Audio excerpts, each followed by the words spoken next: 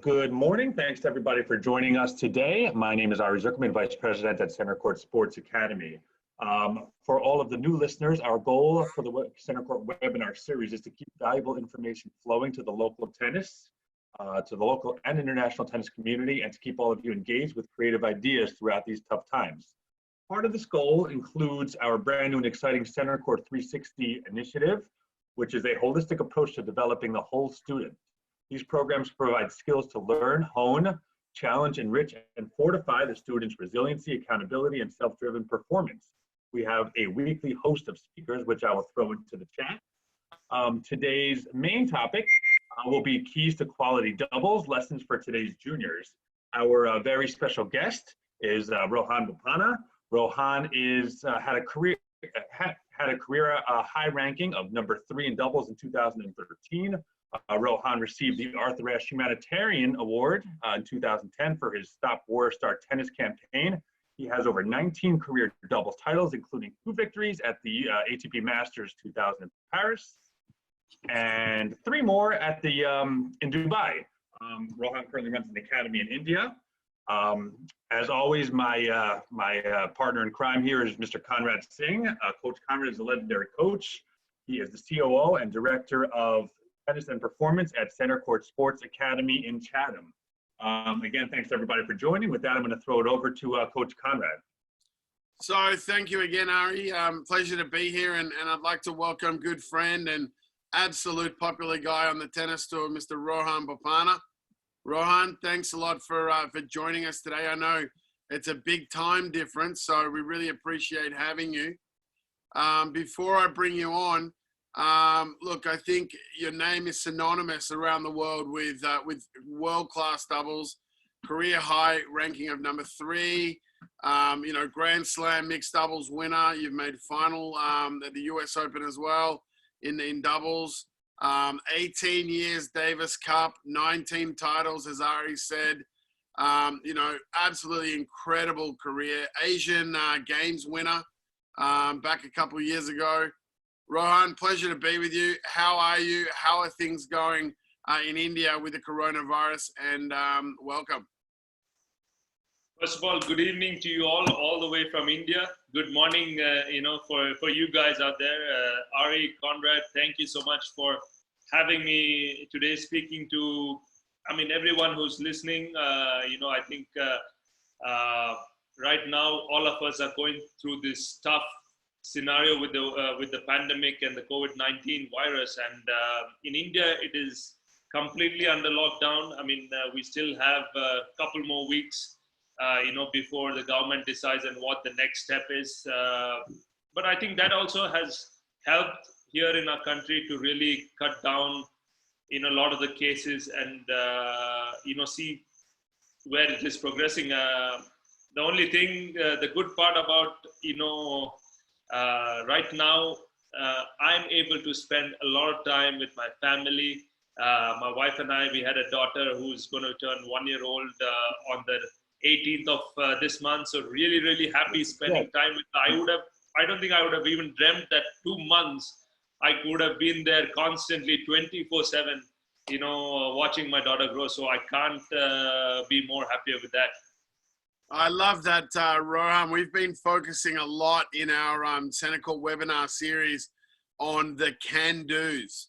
It's pretty obvious what the can't-dos are, but the can-dos are huge. And obviously, I'm going to pick your brain a little bit, if that's okay. We've had some incredible speakers talking about how they are encouraging either their players or themselves, if they're players, to do all of the other things that are possible: mental training, study the game, recover the body, resting, stretching, rehab, all those things. What is it that you've been doing other than spending time with your daughter and family? And what would you recommend to our audience, bearing in mind that we have a lot of juniors, a lot of club members, a lot of coaches watching? So one of the biggest things which has really helped me in these past 2 months is sticking to a routine. Just because we are at home and there's not much to do, and we're trying to find ways to do a little work or keeping ourselves busy, I thought the best way is to stick to a routine, even though, we are not going outside our houses, we are still at home. Just the fact that, you know exactly what is happening, whether it's a workout every day at 5 o'clock, I would stick to that particular time, waking up at a certain time, getting my sleep, enough sleep, always helps, when I'm on the tour, whether it's matches I'm preparing for or practice or whatever it may be. So I'm trying to stick to that so that, when I get back on the tennis court, my body still knows exactly what's happening. And, one of the other things I'm really doing is drinking a lot of fluids, and right now I'm in a place called Coorg. Coorg is known for, our coffee plantation. That is where Indian coffee is grown. So here there's no problem with social distancing because my closest neighbor is about 2 or 3 kilometers away. So luckily that way I'm actually fine. But this also gives me a lot of space to, take time to myself, give myself a lot of thoughts, go for a morning run. This is where my career also started. This is where my journey began. Every time I step outside, I can remember those 5 a.m. wake-up calls, running on the road, running 4 or 5 kilometers every day just to do that kind of training. Because back then, I did not have any access to world-class gyms or world-class trainers. And only thing we knew is to maybe run on the road. My parents had set up a log and it gave me a hammer and told me to hit it every day as an exercise. And that, in a way of my dad, was it'll help your serve. And, looking back at it, exactly. I mean, today my serve is my biggest strength. And I'm sure there's something from there which has come. I mean, so just being at home, it's been about 25 years I've spent such a long time in Coorg. I live in Bangalore. So in a way, there's so many great positive things to look forward to, when I'm back here as well. That is absolutely fantastic story. And it's the kind of thing that I think is helping a lot of players right now, spending time with their family, their parents. I'm sure you must be spending a lot of weeks on the road. So how many weeks are you generally on the road away from home? And how many of those weeks are you able to bring your family with you, your wife, your daughter? I'm traveling about 28, 30 weeks. My wife traveled a few tournaments. She's a psychologist. I call her my shrink somewhere. She does counsel me somewhere whenever we have conversations. I feel indirectly something works. But daughter actually traveled for the first tournament in Doha this year. And I ended up winning the tournament. So the first tournament she traveled to, I ended up winning. So I say that was a fantastic thing for me. But for my wife, it was very hard because a lot of the stadiums, they don't allow kids 2 years and younger to be on the stadium to watch matches. Right. So she was actually carrying our daughter and she was standing on the stairs and watching the match.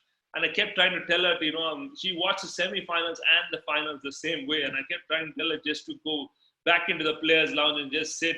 But, obviously she being also so supportive, as my game, she wanted to be there.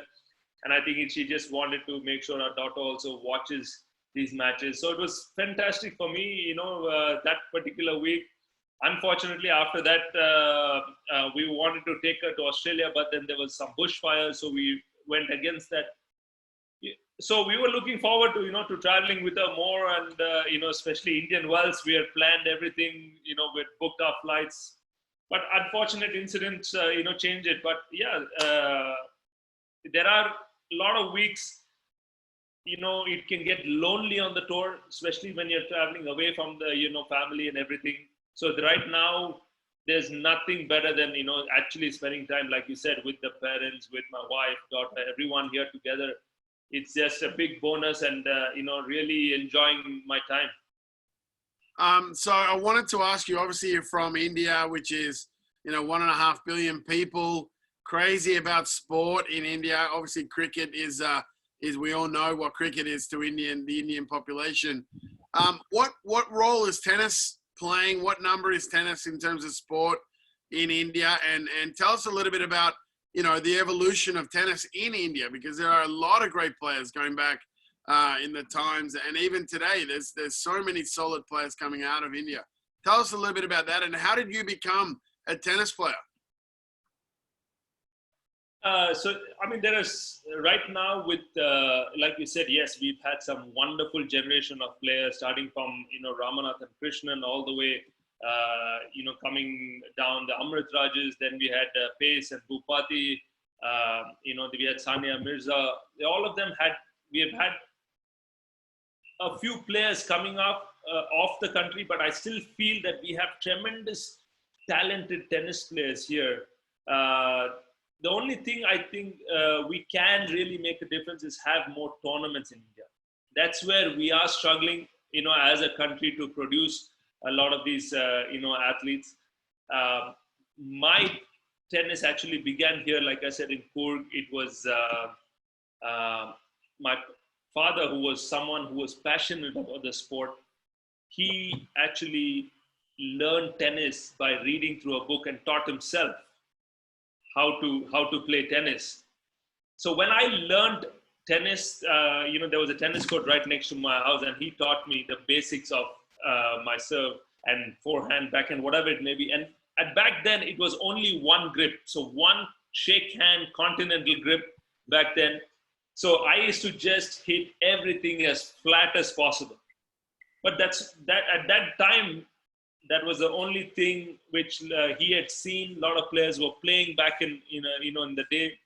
So over the years, when I got into a few academies, there were times when I went to the Amrit Raj Academy in Chennai. I went for some selection camp. I didn't get selected. Then I went to an academy in Pune. They also they said they can't take me into the program, the scholarship program. But if I could pay for the coaching and everything, I could train there. So at that point in time, my parents thought there were a lot of good players in Pune. So I ended up going to Pune, staying there 5 years. And my mode of transport was a bicycle. So every day, about 15 kilometers, I bicycle.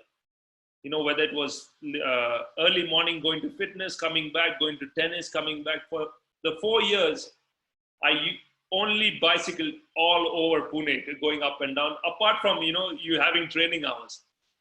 And then I was 19 and I told my dad, I need a motorbike. I cannot go with bicycle anymore. I was tired of that, but what I see is where we are today. All of us, whichever field we're in, we all start as beginners. Nobody becomes expert in anything.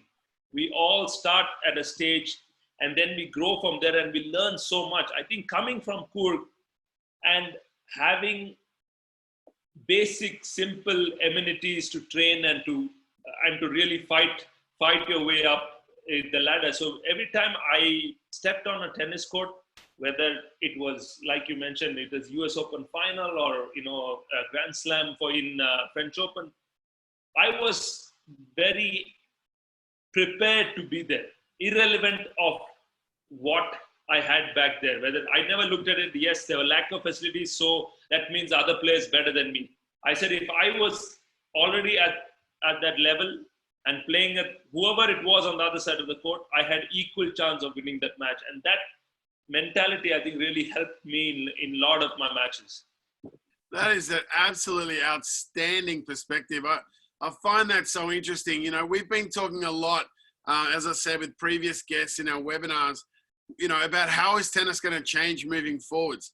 And I'm a big believer that it's a lot more sort of simple practices are going to come in play. There's going to be more time spent at home doing things, particularly here in the US, where Centercourt Tennis Academy, premium, boutique, high-end, very nice facilities, great coaches. We got everything. The kids got everything. Often what's missing is practice, self-practice. So there's coaching, there's education, there's matches, there's all the things that you need. But often it's the practice, self-practice that is holding them back from the next level. So how much of your tennis at a young age, let's say 12 to 14, 16 years old, was you driving that? What were you doing for yourself coming from, like you said, India, where it was a little bit underdeveloped in terms of what was available? Yeah, I mean, you're absolutely right. I mean, what I keep telling myself is that we cannot compare athletes with different countries, because what we have today or what I had back then was, I knew only that much back then. There was no internet, there were no really phones to suddenly Google and check what's happening elsewhere, what kind of training was going on. And back then, when I was in Pune, when I was 14 is when I went to Pune. I started tennis only when I was 10 and a half. So Wow. very late, so by the time I went to Pune, I was still very raw as a, tennis player. The fitness trainer told me every time we went to the ground to do some fitness, the first thing he said was run 4 rounds of the 400-meter track. It made no sense, back then. I mean, now when I think about it, it makes no sense in just, going 4 rounds and just doing training which was not specifically for tennis. But when I was there in Pune at the age of 14, neither him nor me really knew there was that kind of specific drills for tennis available. So I don't blame the coach of saying, he could have done better. It was just that the knowledge and the focus we had was very limited. So we worked around that constantly, and that is where I keep constantly telling. Today at my academy, I keep telling the kids, everybody has great hands in India. We have great hand-eye coordination, but our movement is not as good. So I keep telling them, when you watch the tennis players, watch how they move, how they position themselves, at each and every ball, how it is. And that is something which has really, we need to focus as a community, I feel, to make better tennis players. And the key thing I tell a lot of parents is, tennis is not a 100-meter race. It is a marathon. So it takes time to really, build your career. It takes a lot of commitment, takes a lot of discipline. Even though tennis is an individual sport, we still have, if the parents, the coaches, everybody have to be on the same page. You can't have the kid train hours and hours and then go back and the parents say, oh, you're looking very tired. Let me give you a dessert. Let me give you ice cream. Let me give you chocolate. It is a full-time commitment and a discipline which starts from a very young age to make champions. And I think, that is something which you guys there already, I know, have with great facilities, mental training, psychologists, physiotherapists, everybody there. So I think the players should just make use of that opportunity to really, use that and understand the privileges each country, the kids go through and what they have to, enhance, every single time. That's really interesting, Rohan. I want to ask you, if I might, you're a phenomenal singles player. In fact, I recall being in India. I can't remember if it was 2001 or 2. I was at some satellites back then, and you were playing. You were playing. I remember you very, very clearly. You're a phenomenal singles player. You got to, I think it was top 200, 220, yeah. 215. Yeah, 213 was my highest, yeah. Well, that's an amazing effort. And then, so what led to you deciding, you want to be a double specialist? Was it your choice? Was it recommended to you? Or how did that come about? So I was, I think, 28, 29. I was playing obviously a lot of doubles and singles in the challenger circuit. My doubles, like I said, here coming from India, our hand-eye coordination's definitely a lot better. So, and my movement wasn't great. I mean, I don't think I was taught to really move that well on the court, whether it was being a singles player. So right now, playing doubles, my ranking started going much higher than my double, than my singles. So at 29, when I was Esam Ullah Qureshi from Pakistan and myself, we were playing a lot of challenges, and we did extremely well that year. I mean, we won almost about 4 or 5 challenges. We made finals of the 3 or 4 challenges, and the ranking jumped up to the top 100 and 80 around to get into a Grand Slams. So at that juncture, and that was in 2010, I was 30 years old. I had to decide whether I wanted to take this sport, which I played for such a long time and loved for such a long time, and make it a career and try and do well in doubles, or stop completely, or, because I tried singles for a good 8 to 10 years. And that also in a way made me decide to go into doubles, because, I was getting into the ATP events in my doubles, but not in my singles. So I made the transition to say, okay, 2010, we'll only play doubles. And that was a breakthrough year for Qureshi and myself. I mean, we made quarterfinals of Wimbledon, and then we ended up making finals of US Open. And it was a big breakthrough year, and that's everything, how completely changed, and I purely started focusing on doubles. The other thing about yourself that I'm very impressed with is you've always remained quite open to other things happening in your life. So you have a tennis academy. I know we've had a lot of discussions about coach education in the past. And you were talking off air just a moment ago about your interest in coffee. So tell us a little bit about that. And are a lot of the other players doing other things as well? I mean, at this time, you would think there are a lot of people kind of spending time on things outside tennis. I think it's the coffee, like I said, the coffee love came from Coorg, where I am. We've always grown up in the coffee plantation. It's been a family business. So I thought, let's try and make it a brand, because, and I use my, the entire tennis community to, I keep seeing a lot of tennis players having so much of coffee, whether it is before their matches, in practices, constantly. And when I'm traveling the tour, I keep trying various different coffees, and I still think, in India, we have great coffee. We just can't seem to be finding it. So I had a family friend of mine, and we started our own company called the Maverick and Farmer, and I had a master blend from Flying Squirrel. So, two places we started this coffee business, and I actually started taking the coffee, on the tennis court, gave it to a lot of tennis players who actually, I would say about 90-95% loved the beans. They had great feedback. They constantly asked for more as well. So I like I was telling you, I mean, it was at one point in time I was telling my wife, or my wife rather asked me, "Are you actually taking clothes to the tournament? Or are you taking more coffee?" That's how my suitcase used to be filled. I mean, so So I think tennis is just obviously the best thing I do. This is what I have most experience in over the years. But I also feel it's good to do something apart from that sport. You learn a lot more. You get to know what else is happening around the world. You see being an entrepreneur now, I see things differently.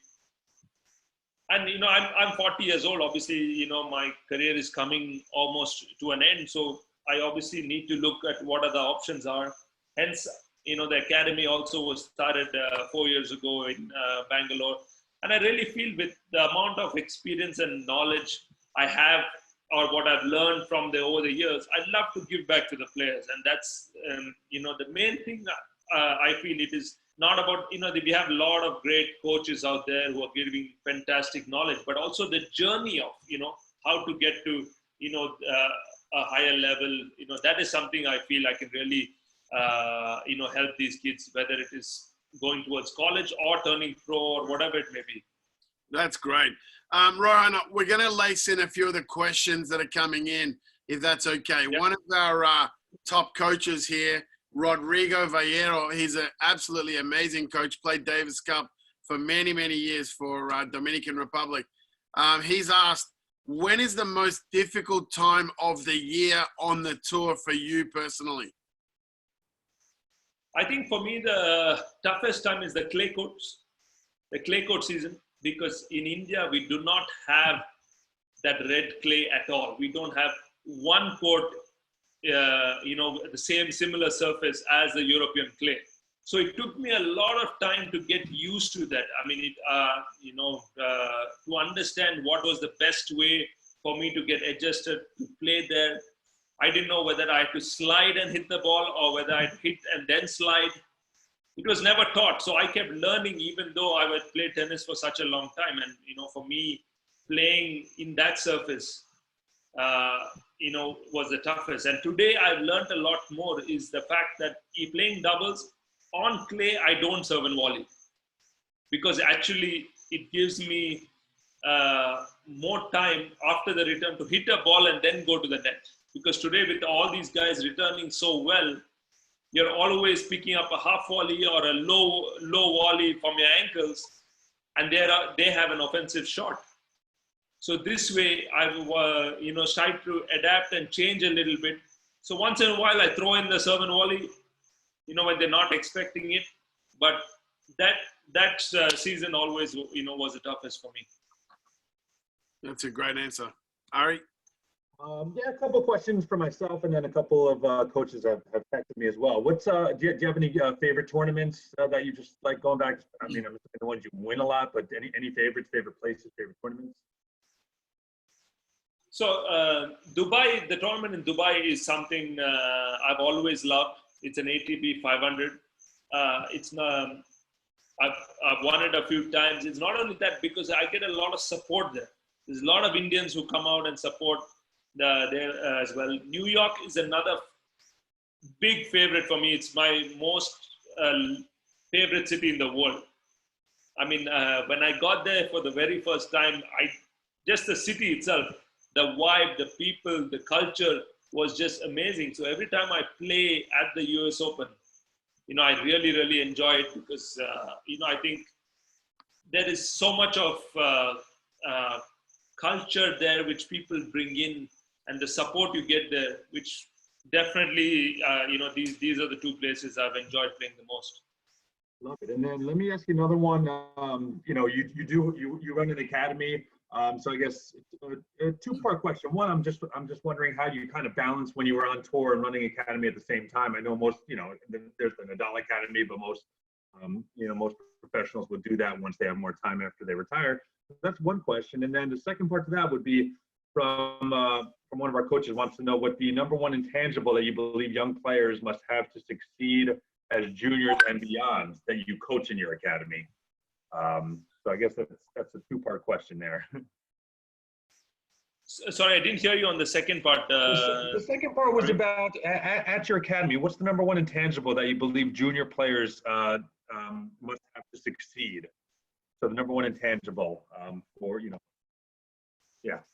so two parts. So one of the reasons I actually started my tennis academy while I was playing was that the fact that I can constantly know what is happening on the circuit. I'm getting access to the top coaches, all the pros in the circuit, because I feel that once I stop tennis, it's tougher to get access to these guys and talk about what's happening, what can change. I can see the way the top players are training. I see them live, how they're doing, what kind of thing. I can, sometimes I take feedbacks from the coaches on the circuit, and I send it straight back to my academy to the coaches. That is one of the main reasons I started, the coaching thing while I was playing. So I thought, and also that was another reason, was that I wanted to have something set up once I stopped tennis. I don't want to, be in a scenario where once I stop tennis, then try and start a academy. That would take, a year or two before building everything. So I thought this way it would have been a better platform for me. So that was the thought of starting the, academy while I was on tour. Rohan, the second part of the question was, what do you think are the kind of intangible things that you would look for in a young junior that maybe how to make a career out of it, or or, you know, do something special with their tennis? So one of the things I keep telling our coaches is do not compare Indian athletes to a Rafa or a Roger. Whatever strengths we have as individual athletes, let's try and work that way to make them better players. We are not going to succeed by trying to get them 10 feet, 10 feet behind the baseline and trying to hit 50 balls, and trying to constantly look at videos and saying this is how tennis needs to play. Unfortunately, we are not built that way to play that way. So we have somebody who, like I said, great hands. So we need to transition to see where we can constantly be somebody who can defend well, move well, and then transition toward their game towards the net as well. So right now, a mix of both, which I very rarely see in the juniors who are playing. Most of them are playing only from the baseline, and the minute there is somebody playing differently, he's able to win a lot more consistently on the tour, and that is something Well, Rohan, we're going to have to definitely get you to come to Centercourt. I can tell you, we got some incredible athletes and some with Indian ancestry, and you're exactly right. The natural hands, natural finesse, it almost seems genetic. In my time involved in tennis, I've met a lot of very, very, very gifted Indian background players, and something to do with the transition to the net, the serve and volley. I don't know why, but it feels like it's really part of the culture of tennis in India. Yeah, it is. I mean, I think so if we just add in, the movement part and get them stronger with the legs, automatically we are, going to get better tennis players. So I have a two-part question for you from one of our full-time players. Her name's Sophie. Sophia is from Russia. She's a Centercourt full-time athlete. Her questions are, when did you start to compete at the ATP Tour level? Was it hard for you, and were you ready and confident to make a jump to that level? So she understands the levels of tennis and how it gets harder each time. That's the first question. Second one is, once the quarantine is over, what's the first thing you plan to do? So that's great questions. Thank you for that. For me, to start off in terms of going into the, from a junior to an ATP level or the ITA challenger to the ATP tour events, was to have like short-term goals, to take it step by step, to try and get into the qualifying and try and, consistently try and qualify to the big events. Always try and practice with, better players. So you're improving, you understand how they play. So next time when you play against them, you're not intimidated. You're already there, constantly being around them, talking to them, sharing your experiences with them. So I think that helps, breaking into the big league and, doesn't get you nervous straight away when you go into those tournaments. And, that is something which I learned from my senior players and, being around them, I got to know a lot more people. And I think the more you communicate, the more you talk to these players, it mentally relaxes you a lot more when you step on the court, whether it is with them playing doubles or against them. After quarantine? After quarantine, the first thing I'm going to go is sit in a restaurant and have a really nice meal.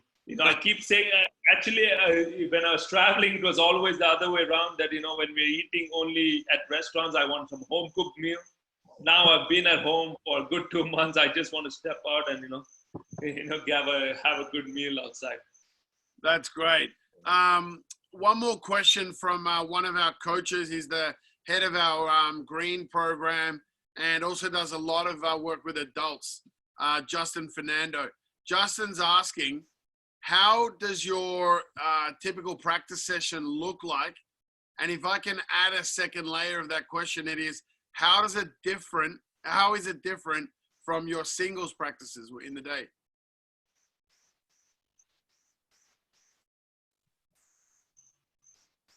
Rohan, did you hear me? Sorry, Conrad, I got your first question there. Okay, so the first question was, how does a typical practice session look for you? And the second part was, how is it different from when you were practicing for singles? Well, completely different the way I practice. Today especially, I'm trying to make sure my body is healthier. It recovers better for my matches.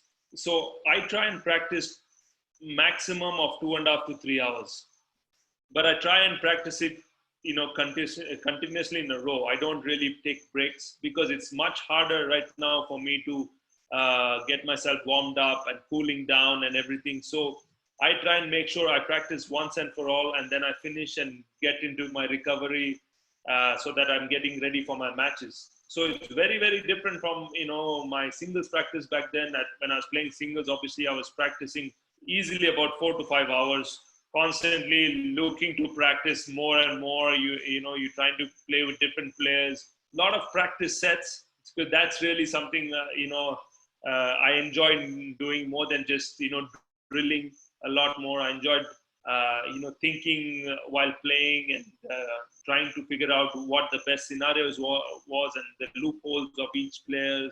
And so very, very different right now and back then when I was playing singles. So I'm gonna move just to doubles for a second.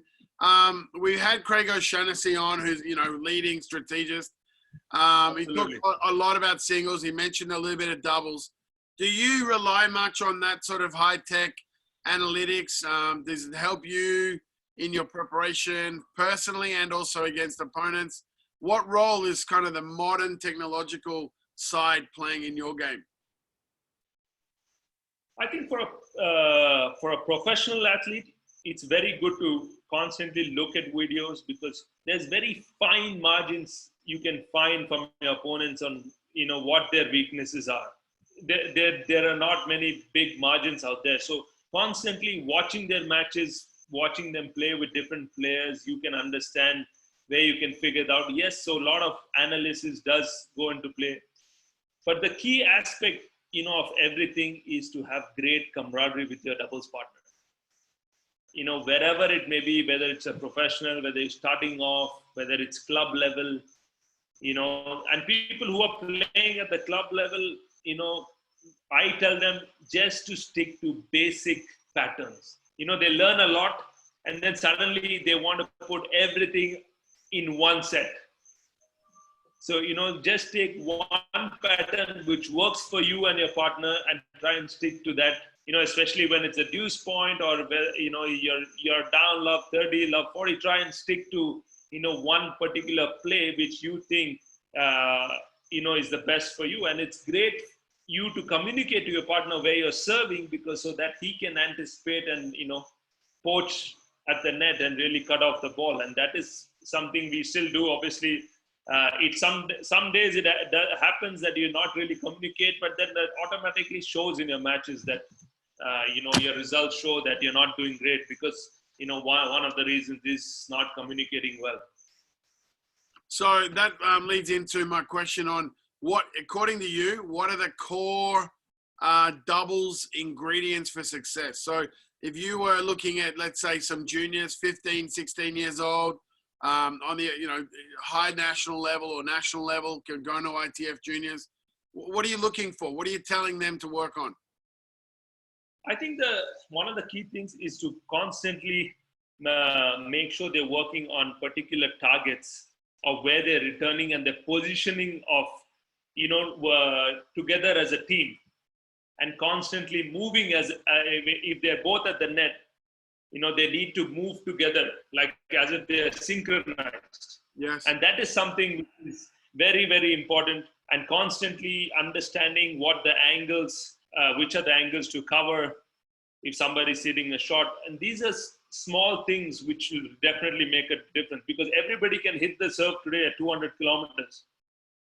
So that is, and if you hit it onto their zone, they'll return as good.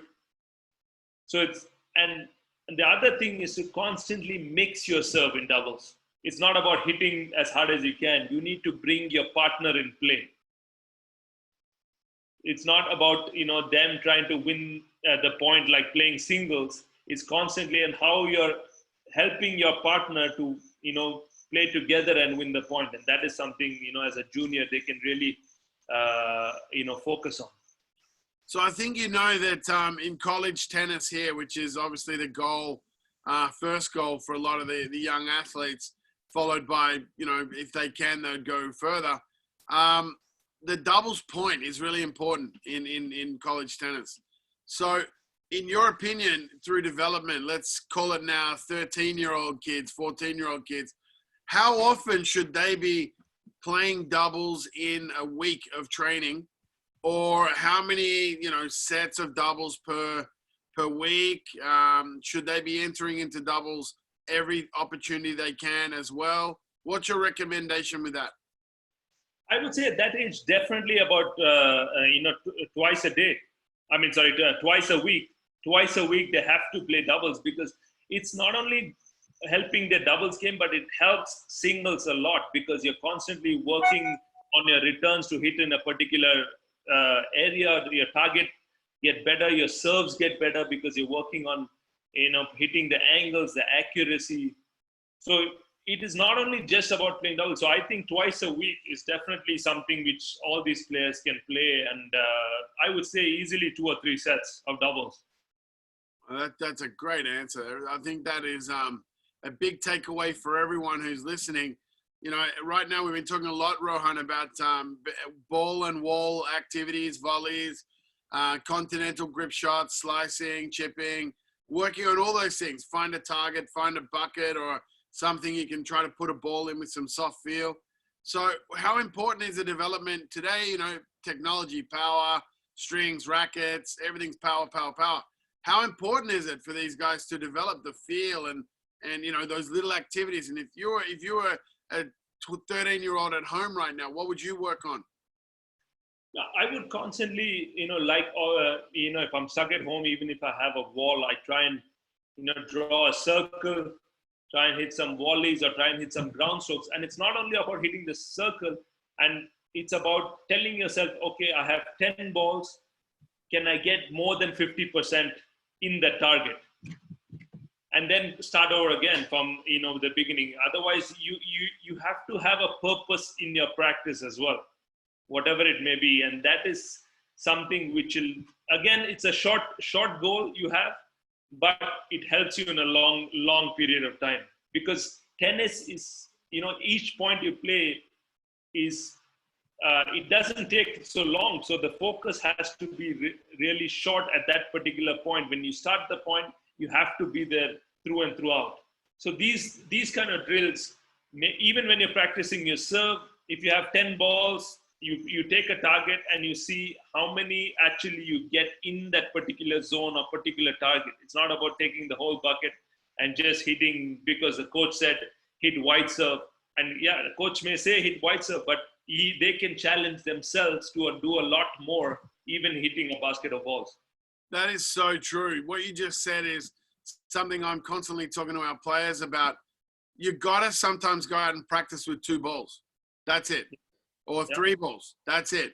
Learn to control the ball. All today, again, it's often can lead to assisting loss of concentration by having a big basket of balls and just, you miss and you forget the misses. But great tip. I really agree with that. It's giving itself. At our academy, every kid, when he starts the day to warm up, we give them only 1 ball. For the first 15 minutes, only 1 ball. But you see how fast they actually get better, because they don't want to go and pick the ball. Because the other thing what we did is, if they miss, they not only have to pick the ball, they have to change sides. Oh. Yeah, so so now they're not getting any rallies going, and they're constantly changing sides. So this gets them to really stay focused a little more. Rohan, just golden tips. I want to ask you one more before my partner Ari jumps in. If you were looking after young kids in today's world, growing up with a passion of tennis, you're right in the cusp in that you've seen the generation before and the one maybe before that. You're seeing what's there now. You're seeing what's in front. What would your tips be to those parents at home, guiding their child's passion, You know, what could they do to help their children to be the best that they can be? One of the biggest things I would say is when the parents take the kids to an academy, I always tell them, trust the coaches there at the academy. You have brought your kid for a reason to be in that academy. So give the coach also some time to really work on your kid.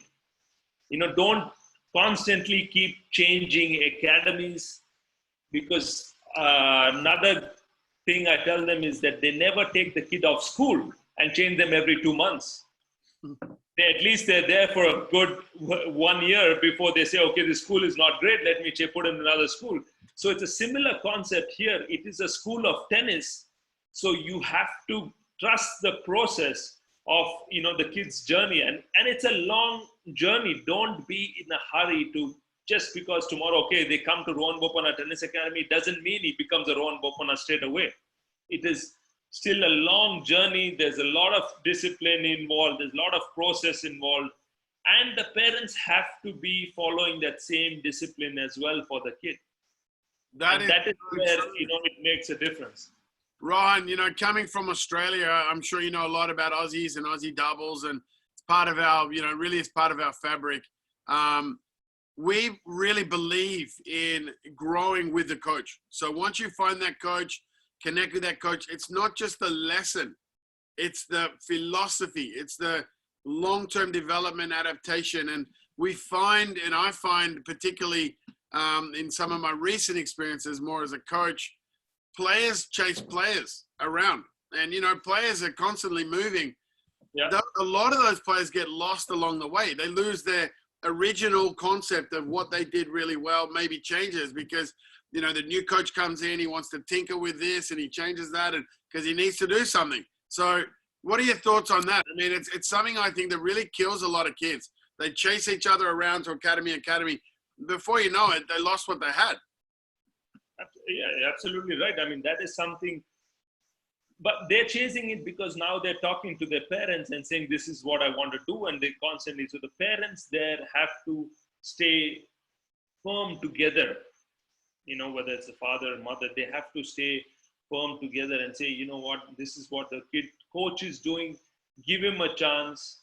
Let's see what happens. And if it's not really working after some time, yes, you know, I think even as me as a coach tomorrow, if I'm there, if I can grow a kid to a certain level and I think this is the max limit I can take him, I should be proud enough to say, you know what, let me suggest you to a better coach to really help the kids game. And that is where, you know, sometimes I feel the coaches forget the fact that why they have started tennis, mainly, you know, to understand, to develop the kids more than to, you know, just develop themselves. Amazing. Really couldn't agree more. Ari. Yeah, let me ask a couple that I think we love to ask most of our panelists, especially the ones that have been on the pro tours, is what's you know, dealing with winning is obviously pretty easy. What's some advice on dealing with adversity, dealing with tough matches, or you know, when you know aren't on your game? You know, some advice I think for the kids is always great on that. So I think Ari, one of the best things out there is, you know, whatever gratitude you have for yourself, that, you know, and you need to be grounded.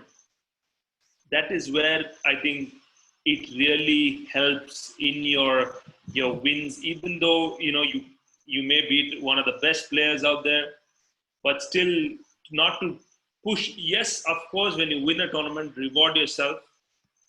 But at the same time, when you're going through tough times and you think, but make sure you do the right stuff with it. You still go and cool down after your matches. Just because you lost a match doesn't mean you pick up the bag and walk away and not do your recovery or your cooling down, your stretches.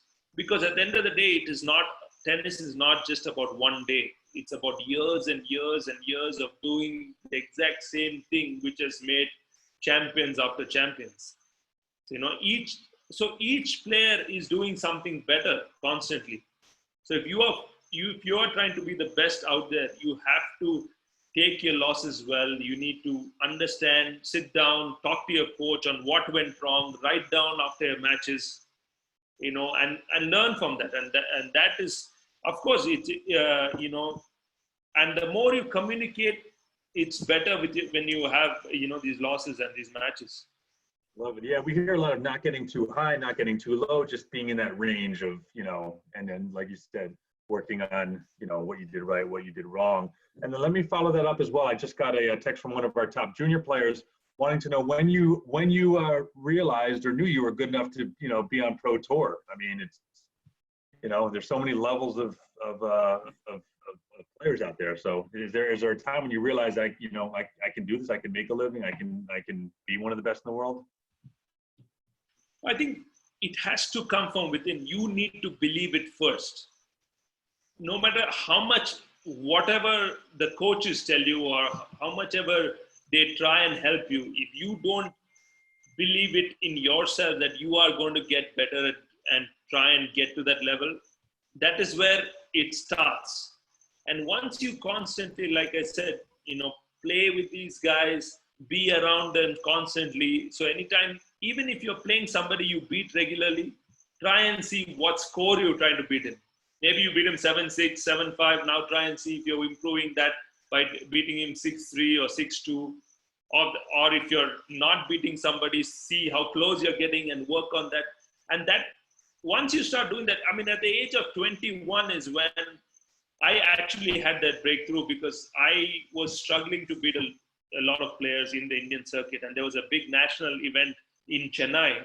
And I ended up beating, 3 of the players who had never beaten before, and ended up winning the tournament. And suddenly that gave me a lot more confidence of the fact that I realized, yes, all those years of constantly hitting those serves, hitting those forehands, until today it is working. So that means I'm doing something right. And that actually helped me, make a big jump and change in my career.